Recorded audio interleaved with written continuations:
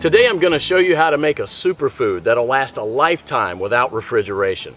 And it's so nutritious, you'll never have to stockpile another food. The food's called pemmican, and it was widely in use by the natives of North America and also by the Western explorers who would go for months without contact with civilization. In the 19th century, even British soldiers had an iron ration of 4 ounces of pemmican. Many of these iron rations were found intact and edible as much as 50 years later. So let's just avert our gaze from modern survival thinking for a minute, and let's think about how the guys who explored the West 150 years ago did it. Now that's exactly the kind of stuff I found in this 350-page book called The Lost Ways. It's probably the only survival book I've actually enjoyed reading, and you won't believe the survival things we've lost to history. Now I found the pemmican recipe on page 48, and I decided to give it a go. Natives used whatever was available to them at the time. Bison, elk, moose, deer, but nowadays people just use what they can buy. You just need to remember to select a low-fat red meat, and beef is perfect for this. So you'll need 6 pounds of beef, 2 pounds of rendered beef tallow, and 1/3 cup of strawberries or blueberries. And that's it.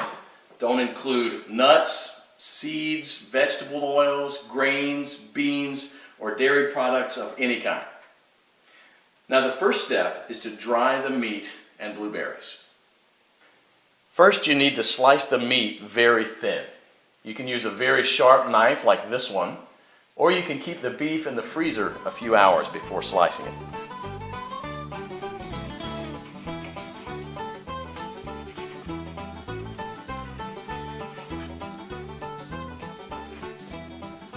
If you don't have a dehydrator, you can set the oven to the lowest possible temperature, around 130 degrees,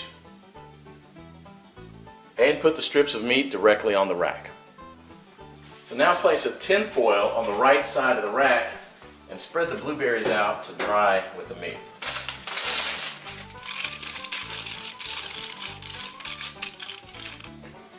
Place the rack back inside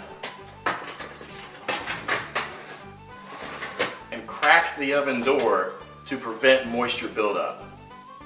Let this dry for about 15 hours or until it's crispy. 150 years ago, people dried their meat by building a wooden pyramid over a small fire and hanging the meat slices on that.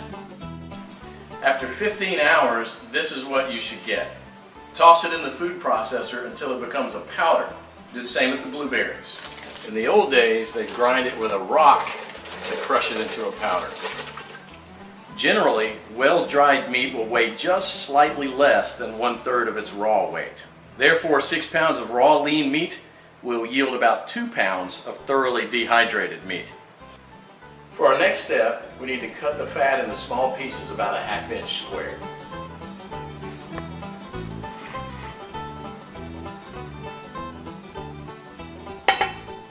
So place the fat in a pot on the stove and heat it up to a temperature between 225 and 250 degrees. Now, you don't gain anything from getting it any hotter than that, other than destroying the fatty acids, which we want to do as little as possible. Now for the first 10 minutes you want to keep this on medium-high heat, and you want to stir it about every minute, and this will allow enough of the fat to be liberated to coat the bottom of the pot without burning the bottom of the fat. After about 10 minutes you'll see a pool of fat forming on the bottom of the pot, which should be merrily boiling away. You can rest a little bit now and stir it maybe only every 5 minutes, just to keep things well mixed. After about 30 minutes, the liquid fat should have risen enough to cover the chunks, and it should look like a rolling boil. So as this liquid rises, you can go ahead and lower the temperature down to about 230. After about an hour, the major boiling action will have stopped, and there'll just be small bubbles rising from the fat. About 90% of the cracklings will be a chestnut brown in color. So use a strainer to separate these and set them aside with salt to enjoy as snacks later. They're really, really good. And if you don't like them or don't want to eat them, you can set them aside to cool for dog treats. They're good. See, you want one? Come here. We now have to weigh the amount of ground meat and the amount of rendered animal fat. We have to have the same quantities, so you'll probably have to remove some of the excess fat. Place the remaining fat on the stove. Keep it about 120 degrees. Mix the shredded meat into the melted fat and stir it until it's well blended. Then add the blueberries and mix it again. This is how it should look. The fat should be absorbed or coating the meat fibers. There should be very little or no liquid fat pooling in the bottom of the pot. Now, following the instructions from the Lost Ways, you can store it in Ziploc plastic bags and press flat, removing as much air as possible, and therefore preventing the fat from going rancid. This should keep the pemmican from spoiling for a few years without refrigeration. So let's do that. And here's what I got.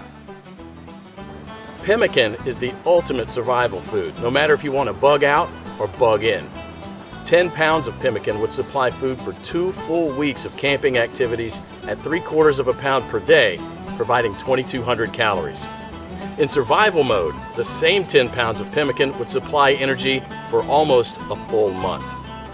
This was just one awesome chapter in the Lost Ways, but you won't believe the survival skills we've lost to history.